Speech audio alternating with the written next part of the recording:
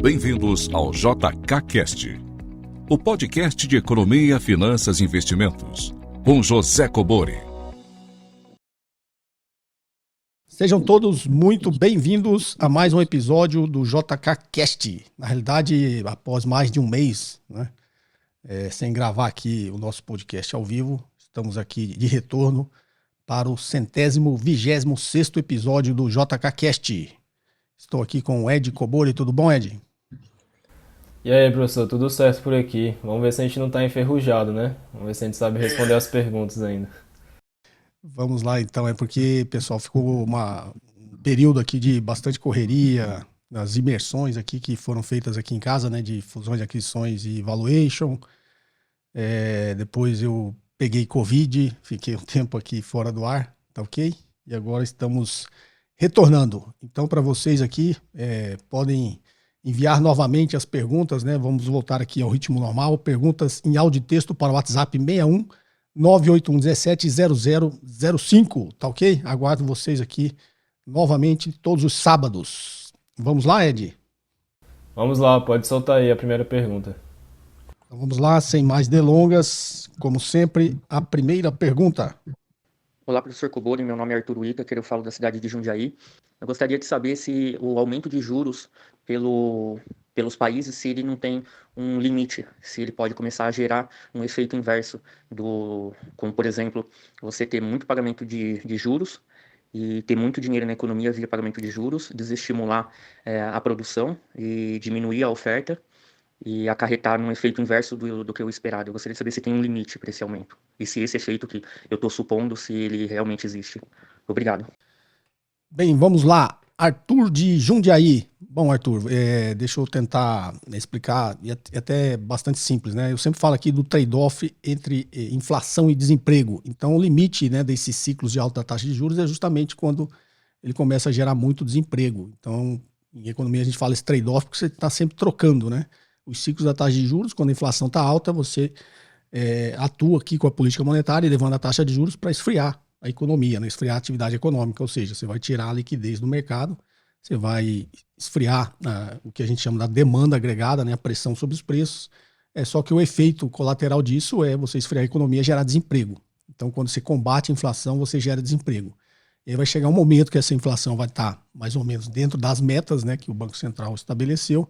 Só que aí ele já gerou muito desemprego. E aí começa a gerar a crise, né? Falta de atividade econômica, falta de emprego e recessão. Então, nesse momento do ciclo, o Banco Central vai lá e agora ele vai combater o desemprego. E aí como que ele faz? Ele começa a reduzir a taxa de juros. Então, a economia sempre fica nesse trade-off, né? Inflação e desemprego. Então, o limite, né, dos ciclos de alta taxa de juros é justamente quando você atinge um nível de desemprego que prejudica muito a atividade econômica, a economia e a sociedade como um todo, né? Não é o que as pessoas querem, né? E aí você combate o desemprego, vai chegar um momento que aí a atividade econômica está muito aquecida, começa a gerar pressão sobre os preços, aí você vai e aumenta a taxa de juros. Então a gente está sempre nesse trade-off entre inflação e desemprego. Tá ok, Arthur? É mais ou menos isso. Ed, alguma coisa a acrescentar? Não, só passar uma dica aí pro Arthur, pesquisar em algum blog, algum artigo sobre a curva de Phillips, que eu acho que vai ajudar ele nessa compreensão justamente desse trade-off, né, entre a inflação e o desemprego, e a inflação diretamente ligada à taxa de juros, né, justamente que a política monetária de aumentar é justamente conter esse aumento da inflação. Então ele vai conseguir ver ali graficamente um determinado limite, né, onde o governo e seus órgãos ali vão tentar encontrar um ponto ótimo, onde não diminua, não aumente, né, demais o desemprego e consiga, né, combater também a inflação. Então mostra justamente esse trade-off aí num gráfico. Legal, Arthur. E também aqui no podcast tem alguns podcasts que eu também falei sobre curva de Phillips. Então você entra aí na playlist aí do podcast, você vai achar aí algum podcast que tem esse assunto também, tá ok? Então vamos lá, Ed, a próxima pergunta? Bom dia, professor José Cobori, tudo bem? Eu comprei o seu livro, Análise Fundamentalista, li, achei muito bacana, inclusive complementa os estudos que eu já tenho, né, de administração financeira e tudo.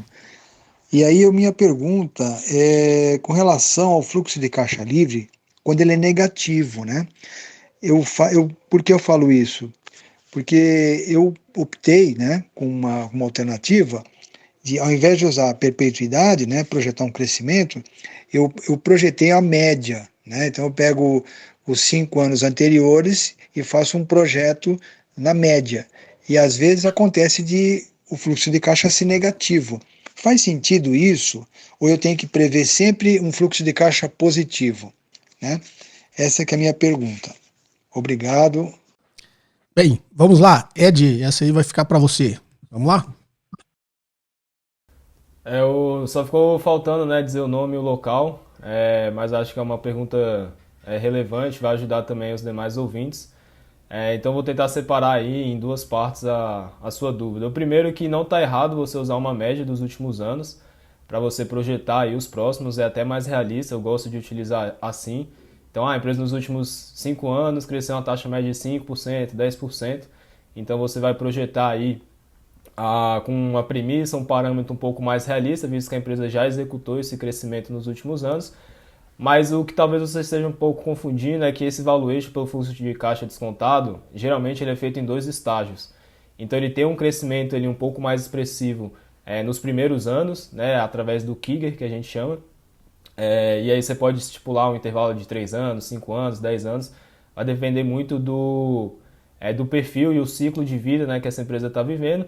E depois da perpetuidade você vai colocar uma taxa constante ali, que é mais ou menos quando a empresa ela já cresceu, né, já teve aquele período de expansão muito expressivo, ela basicamente vai conseguir se manter ali a uma determinada taxa próxima ao crescimento da economia.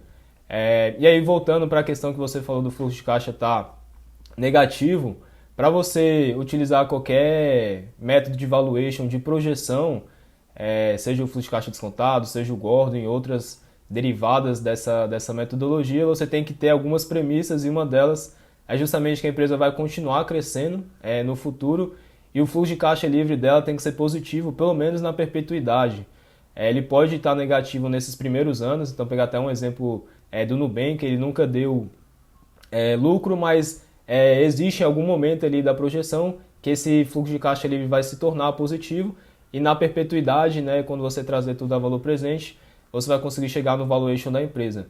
Mas se a empresa já está dando prejuízo agora e não tem na perpetuidade que ela vai conseguir reverter essa situação, não faz sentido você utilizar a metodologia do fluxo de caixa descontado. E aí entra a dúvida de muita gente quando está analisando a empresa, né? Putz, e agora o que eu faço, né? Já que o fluxo de caixa livre está ficando negativo, eu não vou conseguir achar o valor da empresa. Mas você vai ter que utilizar outras metodologias e não o fluxo de caixa descontado, Gordon ou outros que você precisa utilizar essa projeção de crescimento. Você pode utilizar o método contábil. Então a empresa está morrendo, ela vai valer o que ela consegue gerar lá da venda dos ativos, menos o que ela tem de passivo. O que sobrar, né, vai ser o valor da empresa que vai ser distribuído aí para os acionistas. Ou você pode utilizar algum múltiplo de saída. Então a empresa ainda não está negativo, mas vai ficar um determinado período. E antes dela ficar aí insolvente, eu vou utilizar um múltiplo ali de mercado que faça sentido ali, um determinado preço para eu manter esse investimento, ou não entrar agora, entrar depois. Então, toda vez que você se deparar por um fluxo de caixa livre negativo e de que ele vai continuar assim na perpetuidade, você não vai poder utilizar essa metodologia, né, que é o que o pessoal mais utiliza, que é o fluxo de caixa descontado. Você vai ter que utilizar aí outras alternativas para conseguir chegar no valor da empresa. Ok, muito bem explicado. Só para ele entender um pouquinho a intuição, né? Porque essa dúvida geralmente ela é muito comum, né? Até quando eu estou dando aula sobre valuation, você fala, mas e quando o fluxo de caixa é negativo, né? Como é que eu ponho, eu considero ele no fluxo de caixa, trago a valor presente, né? Então fica meio essa dúvida. Eu vou explicar um pouquinho da intuição antes. Imagine que o fluxo de caixa negativo seja uma dívida, né? Você vai trazer, quando você traz uma dívida a valor, você vai pagar uma dívida antecipada, você está trazendo a valor presente também. Então, você está descontando por aquela taxa. No caso do fluxo de caixa descontado é o custo de capital, né? Mas imagine que seja uma dívida, você vai trazer a valor presente pela taxa de juros que você negociou aquela dívida e você vai quitar a dívida antecipadamente, né? Então você imagine que a intuição é exatamente essa. Você tem um fluxo de caixa negativo projetado da empresa que eventualmente a valor presente ele vai ter um valor menor, negativo, mas menor, tá? Então ele vai ter um impacto menor a valor presente no valor da empresa, apesar dele ser um fluxo de caixa negativo, tá ok? Então, sei lá, é um fluxo de caixa de 100 mil negativo daqui a um ano, você traz a valor presente, vai ser 90 mil agora, né? Então a intuição é geralmente essa, e eu acredito que essa seja a maior dúvida das pessoas, né? Como é um fluxo de caixa negativo trazido a valor presente, né? Qual que é a lógica disso? Então a lógica por trás disso é essa, tá ok? Espero que tenham tido as dúvidas elucidadas. Vamos aqui à próxima, agora em texto, né? Bom dia, professor Cobori. Me chamo Diego Suzuki de Campinas, São Paulo e sou um grande entusiasta do JKCast. Por favor, acompanhe a nova fase do canal sobre fusões e aquisições. E sempre tento aplicar os conhecimentos no caso da Ambipar, que vem há algum tempo expandindo muito forte através de aquisições. Porém, mesmo com seu faturamento aumentando muito, as ações desvalorizam. Poderiam fazer uma análise sobre esse planejamento da Ambipar de forte expansão através de fusões? Bom, vamos lá. Diego Suzuki de Campinas. A Ambipar é uma empresa de gestão ambiental, se não me engano. Eu não conheço muito essa tese de investimentos, tá, Suzuki? Mas eu vou explicar aqui. Acho que a sua dúvida é por que ela faz as aquisições e as ações dela caem, né? Desvalorizam, tá? Então, quanto aqui ao planejamento da Ambipar de crescimento forte, na realidade é muito comum hoje as empresas terem uma estratégia de crescimento via aquisições, né? Via M&A, fusões e aquisições, porque ele está comprando o mercado, né? Está comprando os clientes, o mercado e o faturamento já pronto ali vindo. A alternativa que ele teria era crescer organicamente, né? Então, hoje faz muito sentido as empresas que têm como planejamento estratégico crescer muito forte, né, muito rapidamente, necessariamente ela vai ter uma estratégia de crescimento via aquisições, tá? Então essa é a lógica. Agora, por que nesse caso está falando ela cai? Eu não sei o motivo, tá? Mas eu vou te dar aqui, são vários motivos, vou te dar dois que talvez façam sentido para você, quando você estiver analisando essa tese aí da Ambipar e por que as suas ações estão desvalorizando logo após um anúncio de uma aquisição, tá? Um dos motivos você tem que ver, é muito difícil você saber, né? Mas geralmente o perfil de investidores que tem nessa empresa, tá? Se é uma empresa de capital aberto, obviamente, né? Se forem um perfil de investidores, né, sei lá, tá muito no curto prazo, imagine que 40% dos investidores, né, tem a sua tese lá de investimento nessas empresas para os próximos 2, 3 anos, né? Ele espera desinvestir daqui 2, 3 anos. Então, geralmente, quando a empresa faz uma aquisição, o resultado da empresa nesse prazo, né, no curto prazo, ele vai diminuir. Porque, primeiro, ele tem que pagar essa operação, por mais que ela tenha caixa, né, mas vai ter que incorporar essa empresa, por mais que ela tenha calculado as sinergias desse negócio, depois de você implementar e executar, incorporar a empresa, isso pode ser diferente, geralmente é diferente, né? E na maioria dos casos tem um impacto negativo, né? Ela não gera tanta sinergia quanto você imaginou, ou tem um custo muito mais alto de incorporação daquele negócio. Então, o mercado já enxerga que no curto prazo, né, depois de uma aquisição, o resultado da empresa, na realidade, ela cai, né? Quando você olha o conjunto da operação, né, da empresa depois de incorporada, tá? E, obviamente, depois que começa, né, a gerar as sinergias, esse negócio começa a valer mais. Então, geralmente, uma estratégia de aquisições, ela tem um valor mais no longo prazo, no médio e longo prazo, tá? No curto prazo, geralmente, o resultado da empresa é muito impactado. Por isso que eu falei, tem o custo da aquisição e tem o custo da incorporação, tá? Que no curto prazo aumenta muito para a empresa compradora, tá? Esse é um dos motivos. Como eu disse, vários outros. Um outro motivo que é muito comum, quando a empresa faz a parte do pagamento das ações em ações, o mercado já interpreta que você só utiliza a sua moeda quando ela está valendo muito, né? Então, quando você faz uma aquisição e utiliza ações para fazer essa aquisição, o mercado interpreta que o comprador está utilizando as suas ações porque ele considera que as ações dele estão sobrevalorizadas, que faz bastante sentido, né? Você não compraria uma empresa quando a sua moeda está desvalorizada. Você só compraria qualquer coisa, né? Quando a sua moeda está valorizada. Então, no caso de uma operação de M&A que é paga em ações, o mercado também pode interpretar isso como a empresa compradora considera que a sua moeda está sobrevalorizada. E a sua moeda é ações, o mercado vai lá e dá uma ajustada, tá?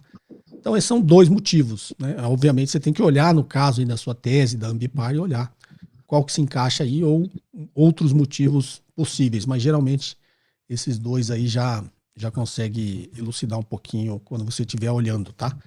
O mais comum, o mais óbvio é que no curto prazo realmente tenha esse impacto maior no caixa da empresa. E o que acontece? Os investidores que estão com essa tese de desinvestir em 2 anos, eles já sabem que nesses próximos 2 anos a empresa não vai dar resultado, essa aquisição, né, que a empresa fez não vai gerar o resultado nesse prazo. E aí ele decide sair do negócio, né? Então ele desinveste antes aumenta a pressão na ponta vendedora de ações e a ação geralmente cai, tá ok? Mas o investidor que está numa empresa, como eu sempre digo, tem que ter a visão de longo prazo e aí ele tem que analisar se essa operação no longo prazo realmente vai gerar as sinergias previstas e vai melhorar o negócio da empresa. Tá joia? Ed, alguma coisa aí a acrescentar? Acho que dois motivos também que pode fazer as ações caírem, né? Não necessariamente nessa tese da Ambipar, mas outros que você pode ir acompanhando no mercado. O primeiro que os investidores identificam que essa estratégia de M&A mostra com que o setor, né, que a empresa pode estar um pouco saturado. Então a empresa não consegue crescer organicamente, ela precisa estar adquirindo outros. Então na hora de ajustar lá as premissas, eles podem ver, né, que o setor não está tão aquecido assim como eles imaginavam. E outro cenário talvez seria que para essa aprovação ser finalizada, né, concretizada, o CAD tem que adotar alguns remédios em que a empresa tem que se desfazer de alguns ativos e nas premissas dos analistas esses ativos geravam caixa, né? E depois dessa fusão provavelmente ela vai ter que se desfazer, então eles vão reajustar ali, né, a projeção do fluxo de caixa, trazendo o valor presente. Isso pode impactar também no valor da empresa. Então são dois cenários aí também que podem fazer a ação cair, né, no curto prazo a partir desse reajuste das expectativas do próprio mercado e dos analistas que acompanham essa empresa. Legal, Ed. Obrigado aí pela colaboração. Vamos aqui à próxima. Olá, professor José Cobori. Aqui é Jean Carboni, de Cornélio Procópio, Paraná. Primeiramente, quero agradecer ao senhor e o Ed pelos ensinamentos que têm nos agregado tanto conhecimento. Eu gostaria de saber qual a principal diferença entre Free Cash Flow to Equity e Free Cash Flow to Firm. E também qual sua aplicabilidade no Valuation. Desde já, muito obrigado. Vamos lá, Ed, essa é contigo. Vamos lá, Jean. Inclusive, acho que tem um podcast que o professor ele cita, né, essa diferença. Eu vou tentar abordar de uma visão um pouco diferente, ou tentar mudar as palavras para ver se você consegue complementar, mas qualquer coisa vai ficar no card aí o podcast que ele comentou sobre esse assunto. Então, esses dois fluxos que você comentou, eles podem ser utilizados. Acho que até complementa a primeira pergunta que eu respondi lá de valuation, na hora que você vai adotar o fluxo de caixa descontado. Então, você pode projetar tanto o fluxo de caixa de firma ou o fluxo de caixa do acionista. Então, até para tentar traduzir para todos os ouvintes, né, esse Free Cash Flow to the Firm é esse fluxo de caixa livre para a empresa, ou vocês podem ver ele abreviado em alguns Excels, né, que vocês podem estar tendo contato, que é o FCFF. Ou o Free Cash Flow to Equity, que é o fluxo de caixa livre para o acionista, ou vocês podem ver aí também como o FCFE.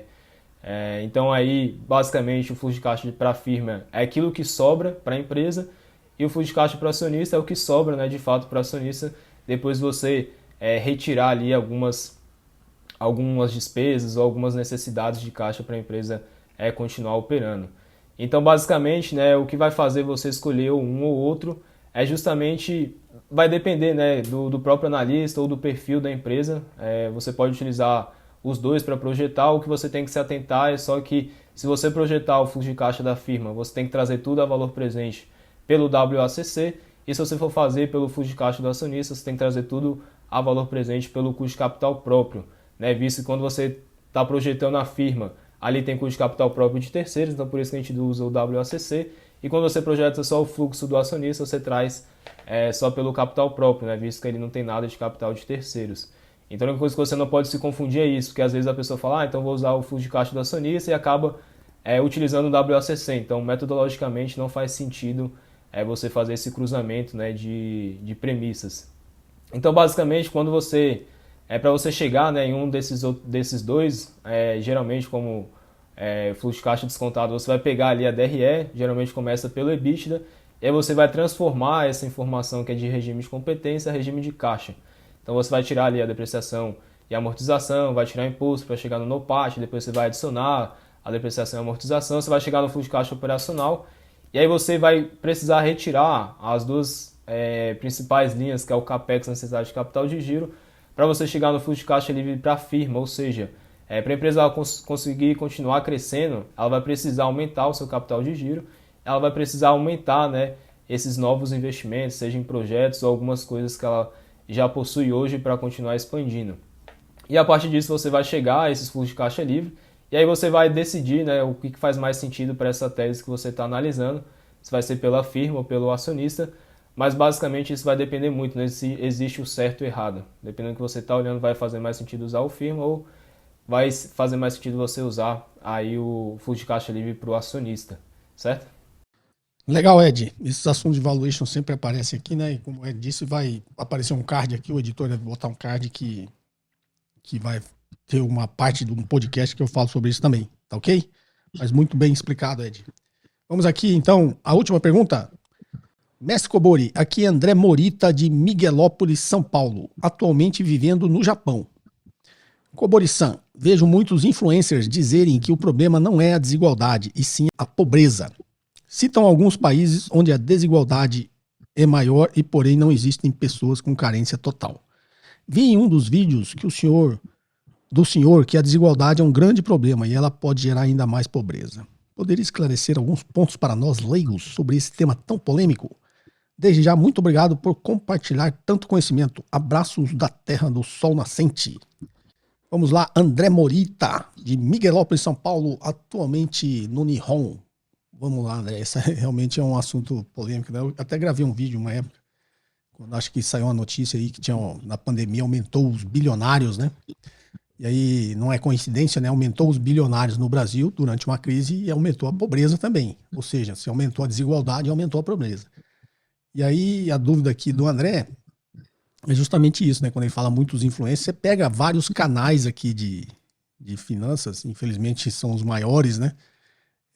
De pessoas falando que uma coisa, para você acabar com a pobreza, você não precisa diminuir a desigualdade, como se fosse possível, né?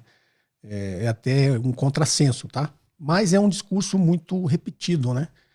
Então, hoje a gente está numa era aí que as pessoas repetem o que escutam, né? Elas não sabem o que está falando, tá? Então, infelizmente, muito desses canais, né? Desses influencers aí famosos, se você olhar o passado, você vê que a pessoa começa o canal, ela não entende muito de quase muita coisa, e só que começa a crescer. Então, esses canais crescem e tem uma grande equipe por trás, né? Então, você vê que a pessoa, na realidade, ela está repetindo uma coisa ali que muitas vezes ela nem sabe, né? Alguém escreveu lá e ela está falando na frente da câmera. Mas se fosse ao vivo, alguém fizesse uma questão, ela não ia saber responder, tá? Então, acho que por isso esse nosso modelo de podcast aqui é bem interessante, né? É uma coisa um pouco mais informal, assim, natural. Mas vamos lá. É obviamente que para você diminuir a pobreza, você tem que diminuir a desigualdade, né? Não tem como você fazer isso. Então, para pegar um exemplo, 50% da população brasileira, ou seja, mais de 100 milhões de pessoas, só tem acesso a 10% da riqueza, ou seja, 10% da riqueza é distribuída entre 50% da população. Isso dá pouco menos, quase R$500 por mês, tá? Pouco menos de R$500. Ou seja, tá todo mundo na linha da pobreza, né? Você não ganhar menos de R$500 por mês, você tá longe de conseguir fazer as suas refeições, né? O mínimo das suas refeições. Imagine que a gente, vamos falar assim, vamos tirar essas 50% da população, esses mais de 100 milhões de pessoas da linha da pobreza, da extrema pobreza, né? E vamos tentar dar um pouquinho mais de dignidade para essas pessoas. Vamos tirar ela dos R$500 por mês aí e levar para R$1.500 por mês, que é pouco, tá? Vocês devem saber que é pouco. Você com R$1.500 por mês, você também não vai conseguir fazer todas as refeições da forma que deveria, o que a gente chama, você ainda vai ficar na linha que a gente chama da insegurança alimentar, né? As refeições que você tem que fazer normalmente todos nós, espero que todos aqui que nos escutam estejam nessa condição, que é você tomar o seu café da manhã, né? Depois você fazer um lanche que os nutricionistas falam que você tem que comer de 3 em 3 horas, né? Depois você fazer um pequeno lanche, comer uma fruta, alguma coisa no meio da manhã, depois você almoçar, né? Fazer um lanche no meio da tarde, depois você fazer o seu jantar. Ou seja, a gente tá falando de 5 refeições por dia, tá? Uma pessoa ganhando R$1.500, ela vai fazer a básica, né? Talvez as 2 refeições, né, o almoço e o jantar, e um pequeno café da manhã. Mesmo assim, eu acho que é muito difícil, tá? As pessoas não conseguem fazer isso, porque a gente não tem só as necessidades básicas, né? A pessoa precisa morar, precisa pagar aluguel, precisa pagar água, precisa pagar luz, precisa se vestir, ou seja, as necessidades básicas fazem com que as pessoas não sobrem, infelizmente não sobre muito para a pessoa fazer as suas refeições. Mas digamos que a gente consiga, para a gente conseguir tirar esses 50%, ou seja, mais de 100 milhões da população brasileira dessa linha da pobreza, a gente eleve a renda deles de R$500 para R$1.500. Isso significa você mais do que ter que, para você não diminuir, que é a falácia do pessoal, né? Vamos tirar esse pessoal da linha pobreza, mas não precisa diminuir a desigualdade, como se isso fosse possível. Então vamos na tese deles. Para a gente fazer isso, tirar essas pessoas da linha da pobreza, sem diminuir a desigualdade, ou seja, você tem que atacar a pobreza. O problema não é a desigualdade, o problema é a pobreza. É fácil, né, esse discurso, assim, as pessoas falam, não faz nem sentido o que você está falando, tá? E aí, obviamente, qualquer tese que você quiser, você vai pegar um monte de exemplo. Por mais esdrúxulo que seja, você vai pegar um monte de exemplo, né? Então, eu não sei que país eles pegam esses exemplos aí, mas com certeza é um exemplo furado, tá? Se você analisar um pouquinho, você vai ver que não tem nada a ver. Porque os países onde existe a menor desigualdade é onde existe menos pobreza, tá? Então, você pega Holanda, Noruega, Dinamarca, você vai ver que a desigualdade é muito menor e não existe muita pobreza no país, tá? Ou seja, você pegar o Japão, né? A própria pergunta sua, né, André? Você mora no Japão, já morei no Japão, você vai ver que uma coisa que eu admirava, assim, eu fui trabalhar de operário, né, mas o meu salário era muito, às vezes, em alguns casos, até maior do que a pessoa que trabalhava lá, era formada e trabalhava no escritório da fábrica, da indústria. Porque você não tem tanta desigualdade, né, de rendimentos, assim, num país como o Japão também, tá? Aí o pessoal pega sempre o exemplo do capitalismo, é os Estados Unidos. Os Estados Unidos é um país extremamente desigual, né? Então não se iludam pela falácia, né, dessas pessoas que falam que os Estados Unidos não é exemplo de nada, tá? Haja vista aí, vocês viram na pandemia, né? Eles não têm nem acesso à saúde, né? Quando eu falo eles, estou falando a grande maioria da população, tá? Para quem já foi nos Estados Unidos, sai um pouquinho daquele circuito, né? Eu fiquei muito impressionado quando eu fui uma vez, eu fui para Austin, era até um evento lá de startups, né? Eu fui apresentar uma das startups que eu investia e ajudei a fundar, e a gente teve um evento em Austin depois. E Austin é uma cidade muito bonita, né? E depois a gente foi para Houston, que é uma cidade muito maior. Mas quando você sai daquele miolo de Houston, né? Onde fica a NASA, você vai mais, digamos, para as periferias, você vê que existe muita pobreza, tá? Muita pobreza nos Estados Unidos, que não é muito que a imagem que a gente pinta, né? Que as pessoas pintam nos Estados Unidos, tá? Então, os Estados Unidos, assim, sinto informá-los, né? Os amantes aí desse radicalismo aí, que os Estados Unidos não é muito exemplo de muita coisa não, tá? Então pegue países realmente desenvolvidos, né, onde não existe desigualdade, todo mundo tem acesso à saúde, todo mundo tem acesso à educação, você vai ver que a desigualdade é muito menor e por isso tem muito menos pobreza, tá? Mas voltando aqui no nosso exemplo, se você aumentar em R$1.000 o rendimento desses mais de 100 milhões de pessoas, for para R$1.500, a gente tem que, e não mexer na desigualdade, tá? Ou seja, a gente tem que mais do que triplicar o PIB do Brasil. Ou seja, na teoria deles, para a gente fazer isso, para você diminuir a pobreza sem diminuir a desigualdade, a economia tem que crescer. Óbvio, né? O bolo é um só. Existe uma desigualdade, né? A gente falou aqui de 50% da população que tem acesso a 10% da riqueza, né? Se a gente for olhar direitinho, né, e for olhando com a lupa, a gente vai ver que 90% da população fica com, se não me engano, 50% da riqueza, e aí os outros 50% da riqueza ficam com 10% da população. Se a gente for diminuindo mais ainda, você vai ver que essa desigualdade aumenta mais ainda, tá? Então, para que a gente atenda, né, a teoria de quem fala isso, para a gente diminuir a pobreza sem diminuir a desigualdade, a economia tem que crescer, tá? Então, nesse meu exemplo, para a gente aumentar a renda de mais de 100 milhões de pessoas de 500 para R$1.500, a gente tem que mais do que triplicar o PIB do Brasil. Ou seja, uma simples conta matemática, que a gente vê que isso não vai acontecer, né? Por isso que tem uns exemplos, né? Não sei que exemplo de país eles usam, mas tem exemplos de países que você viu que só diminuiu a pobreza porque você diminuiu a desigualdade, né? Ou seja, você dividiu melhor a renda do país. Obviamente, quanto mais aumenta a desigualdade, quer dizer que uma maior parte da renda está indo para menos pessoas. Obviamente, você vai aumentar a pobreza. E para você diminuir a pobreza, você tem que diminuir a desigualdade, né? Não sei como que as pessoas ainda discutem uma coisa tão óbvia e tão simples. Tá ok? Bom, mais ou menos isso, viu, André? Não sei se eu respondi a sua pergunta, tentei ser o mais didático e simples possível. Ed, alguma coisa aí a acrescentar, não? Nada a acrescentar, ficou bem detalhado. Acho que tem outros podcasts, né, que você comenta sobre essa temática. Eu não sou muito afinco sobre temáticas econômicas, eu vou mais para a linha aqui de finanças e contabilidade. Mas acho super válido a gente debater esses temas aí que acabam interferindo em qualquer coisa no nosso dia a dia e também nos nossos investimentos. Até porque a economia, na realidade, a economia, e no nosso caso, né, os investimentos, a gente tem que dar graças a Deus que a gente está nessa parcela, né, que tem esse privilégio de poder pensar em investir, né, porque como a gente disse, a grande maioria das pessoas estão pensando em comer ainda, né, necessidade básica. Imagina a pessoa ter que pensar em investir, está muito longe disso. Então, acho que nós que temos essa capacidade, né, de não só de investir mais tempo para pensar e estudar, a gente pense também na maior parte da população que não tem essa condição, tá ok, pessoal? E a economia só precisa crescer, as indústrias precisam crescer, os salários, na realidade, no final das contas, é para melhorar a condição de vida das pessoas, né? E a gente tem que lutar para que melhore a condição de vida da maioria das pessoas, né? Não da minoria. Então, essa falácia desse pessoal que defende muito isso aí, né? Você vê que o discurso é sempre para melhorar e para manter os privilégios e para melhorar a vida sempre da menor parte da população. Não, a gente tem que lutar para que tudo que seja feito em economia, né? A economia cresce, tudo cresce, mas para que isso seja bom para a maioria da sociedade, para a maioria da população, não só para uma pequena parcela dela. Então essa é a nossa missão e sempre que puder a gente vai tocar nesse assunto por aqui. Tá ok? Bom, esse episódio fica por aqui. Espero que vocês tenham apreciado, né, nosso retorno, né, depois de um tempo parado aí, tirando aqui um pouquinho a ferrugem. Vamos retornar aqui nos nossos podcasts constantes e periódicos aos sábados, tá ok? E aí vocês enviem as suas perguntas para o WhatsApp 61981170005. Espero vocês no próximo sábado. Algumas palavras finais, Ed?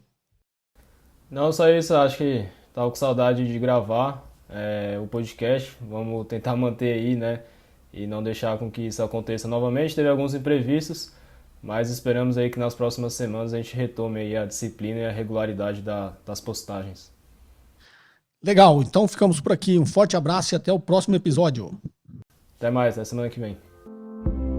Você ouviu mais um episódio de JK Cast, o podcast de economia, finanças e investimentos com José Cobori.